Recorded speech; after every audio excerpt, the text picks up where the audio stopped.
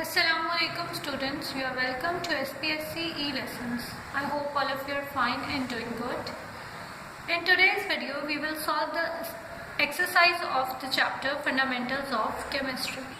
We will solve short answers first. So the question number 1 says that differentiate between an ion and a free radical. We will begin with the short answers. So the question number 1 asks differentiate between an ion and a free radical. So here is the difference. The ion is a charged species while free radical is electrically neutral species. It has no charge on it. Then ions have even number of electrons because they either gain or lose the unpaired electron, while the free radical has odd number of electrons. The electrons in the ion are in the form of pairs, while the free radical has at least one unpaired electron. For example, chlorine, when gains one electron, it becomes a negative ion or anion, which is represented as this. And when the chlorine is in its atomic form, then it has one unpaired electron, which is represented as the dot, and this is the chlorine radical. Question number 2 is, what do you know about the corpuscular nature of? So the answer to this question according to Empedocles concept is that all materials are made up of 4 elements: air, water, earth and fire. Question number 3 is differentiate between analytical and environmental chemistry. So you will write the definitions and at least one example to these questions. You will find this in your chapter. Question number 4 is, what is a mole? So a mole is an amount of a substance that contains 6.02 to exponent 23 particles of that substance. For example, 1 mole of carbon dioxide contains 6.02 to exponent 23 molecules of carbon dioxide. Number 5 is differentiate between empirical formula and molecular formula. The empirical formula is that chemical formula that gives simplest whole number ratio of atoms of each element, while molecular formula is that which gives actual whole number ratio of atoms of each element present in the sample. Benzene has a molecular formula C6H6. So this is the actual whole number ratio. In case of empirical formula, the ratio becomes simplest and it is 1:1. So the formula becomes CH. Question number 6 says, what is the number of molecules in 9 gram of steam? For finding out the number of molecules from the given mass, firstly we will convert this mass into moles. For that purpose, we divide the given mass with the molar mass of steam, that is water. So the number of moles we get is 0.5 moles. Then from moles we can find the number of particles when we multiply the moles with the Avogadro's number. So 0.5 multiplied by 6.02 to exponent 23, it becomes 3.011 exponent 23 molecules which are present in 9 grams of steam. Question number 7 says, what are the molar masses of uranium-238 and uranium-235? We know that atomic masses are given with the isotopes. So these are the atomic masses in atomic mass unit for these respective isotopes of uranium. So when we write these atomic masses in grams, these become the gram atomic masses or the molar masses of the respective atoms. So we can say that for uranium-238 the molar mass is 238 grams, and for uranium-235 the molar mass is 235 grams. Question number 8 is, why 1 mole of hydrogen molecules and 1 mole of hydrogen atoms have different masses? The answer is because hydrogen molecules are diatomic, that is H2, 2 atoms of hydrogen are present in 1 molecule, so the mass gets doubled. While hydrogen atoms are monoatomic, that is only one hydrogen is considered a one entity. Question number 4 says, differentiate between atom and ion. An atom has all of its own electrons, while ions are formed by loss or gain of electrons by an atom. Atoms are electrically neutral, while ions are charged. Either they have positive charge or negative charge. For example, sodium atom, and sodium when loses one electron, it becomes sodium ion. So the next question is differentiate between molecular ion and free radical. So when a molecule gains or loses electrons, it becomes molecular ion, and any species which is having unpaired electrons, it is a free radical. Molecular ions are electrically charged, either positive or negative, while free radicals are electrically neutral. So here are the examples. Question number 6 says calculate the number of moles of each substance in sample with the following masses. So the A part says 2.4 gram of helium. We will apply this formula in all the cases, that number of moles are equal to the given mass of that substance divided by the molar mass of that substance. So the molar mass for helium is 4 grams per mole and the given mass was 2.4, so the answer is 0.6 moles. You will solve all other parts by applying the same formula. Question number 7 says calculate the mass in grams of each of the following samples. There are 5 samples given, so I'll solve the first one for you.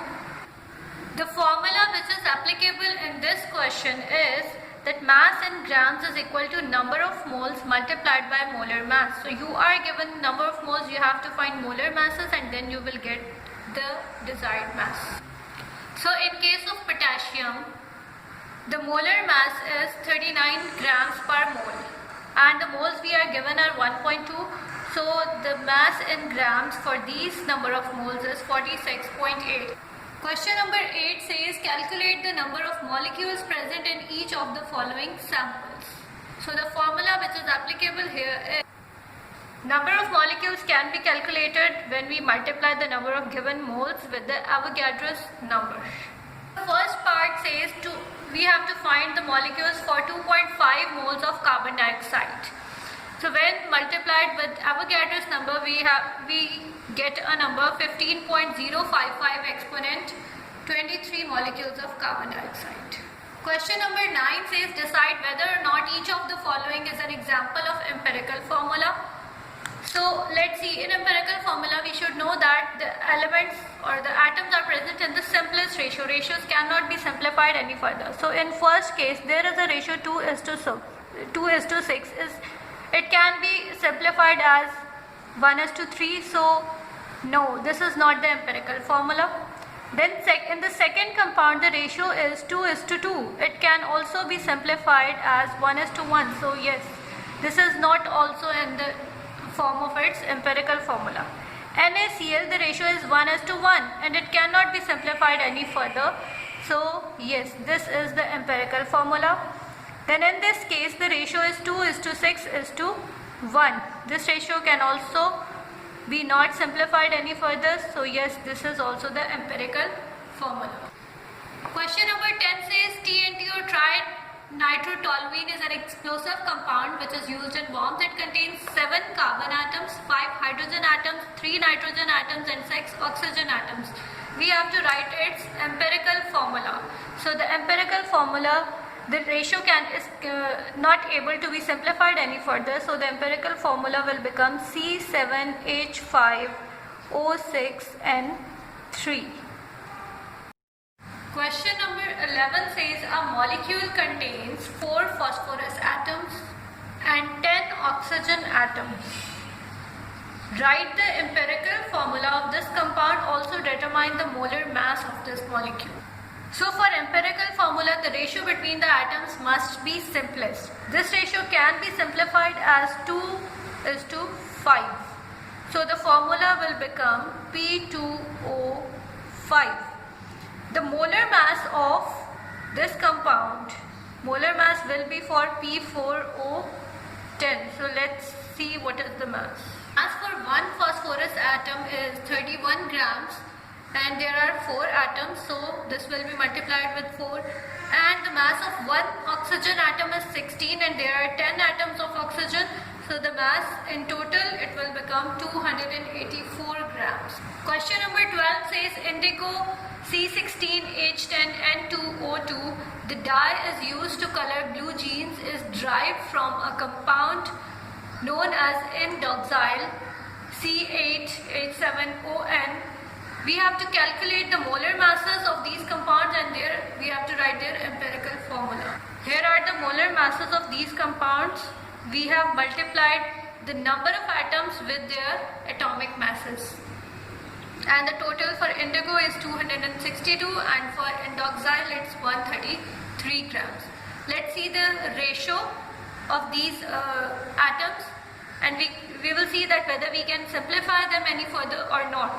So in this case, this ratio will become 8:5:1:1, but in this case it cannot be simplified any further. So the empirical formula will be like C8H5ON for indigo, but for indoxyl it will not change. Number 13 says that identify the substances that has formula mass of 133.5 grams or AMU. So we have to find among these four elements that which one is having this formula. We are supposed to calculate the formula masses of all these compounds. Here we have calculated the formula masses of all these compounds, and it's only aluminium trichloride which is having this mass. So correct option is D. The number 14 says calculate the number of atoms in each of the following samples. We are given 3 samples. The first one is 3.4 moles of nitrogen. Calculating moles, number of atoms from moles, we apply this formula that the number of particles is equal to moles into Avogadro's number, and we will get 2.04 exponent 24 atoms in this sample. So firstly we will convert this mass into moles. For this this formula is applied. Moles is equal to mass in grams divided by molar mass. So we will get 1 mole because this is equal to the molar mass of sodium. Then we will convert these moles into particles. So the number of atoms will be equal to will be obtained when we will multiply moles with Avogadro's number. So because there is only 1 mole, so the number of atoms will be equal to the Avogadro's number. Question number 15 says calculate the masses of following samples. So the first sample is 3.24 exponent 18 atoms of iron. So for solving this question, firstly we will obtain the number of moles from these particles. This formula is applied for this purpose, that we will divide the number of particles with the Avogadro's number. Then we will get moles. So whatever moles we will get, we will convert them into the mass. Mole to mass conversion is obtained by this formula, that mass in gram is equal to moles multiplied by molar mass. So for iron the molar mass is 56 grams. Part B says we have to calculate the mass for 2 exponent 10 molecules of nitrogen gas. Nitrogen gas means N2 is a single entity. Now firstly we will convert particles into moles. This formula will be applied, and whatever number you get, number of moles, you will convert these moles into mass by applying the formula mass is equal to moles multiplied by the molar mass. So for single nitrogen atom, molar mass is 14, but there are 2 nitrogen atoms in nitrogen gas, so the molar mass will be 28 grams. Question number 16 says identify the branch of chemistry that deals with the following examples. First example is a corn stalk grows from a seed. So this is a purely biological problem. So in chemistry, if we will see this, then we will see this in biochemistry. Example 2 says dynamite explodes to form a mixture of gas. So dynamite is an inorganic compound. The branch in which we study inorganic compounds is known as inorganic chemistry. Example 3 says purple iodine vapor appears when solid iodine is formed. So it is about an analytical chemistry. Example 4 says gasoline, a mixture of hydrocarbons, fumes are ignited in an automobile engine. So it is a mixture of hydrocarbons. Hydrocarbons are organic compounds, so we study this under the branch organic chemistry. Example 5 says a silver article tarnishes in air, so the effect of air on the silver metal is studied under environmental chemistry. Example 6 says ice floats on water, so it's a physical property, it is studied in the branch physical chemistry. 7th example is sulfur dioxide is the major source of acid rain. So it's an environmental problem, it will be studied in environmental chemistry. Example 8 says Many other light chlorinated hydrocarbons in drinking water are carcinogens. So carcinogens are cancer-causing agents. They are present and the water is present in environment. So we will study this in environmental chemistry. Example 9 says, in Pakistan, most of the factories use wet process for the production of cement. So it's an industrial process and will be studied in industrial chemistry. 10 says, carbon 14 is continuously produced in the atmosphere where high energy neutrons from space collide with nitrogen 14. So it is a radioactive process and will be studied in nuclear chemistry. So this is all about your exercise of chapter 1, fundamentals of chemistry. I hope you will get some hints to solving the questions which are left. Inshallah, see you in the next assignment. Till then,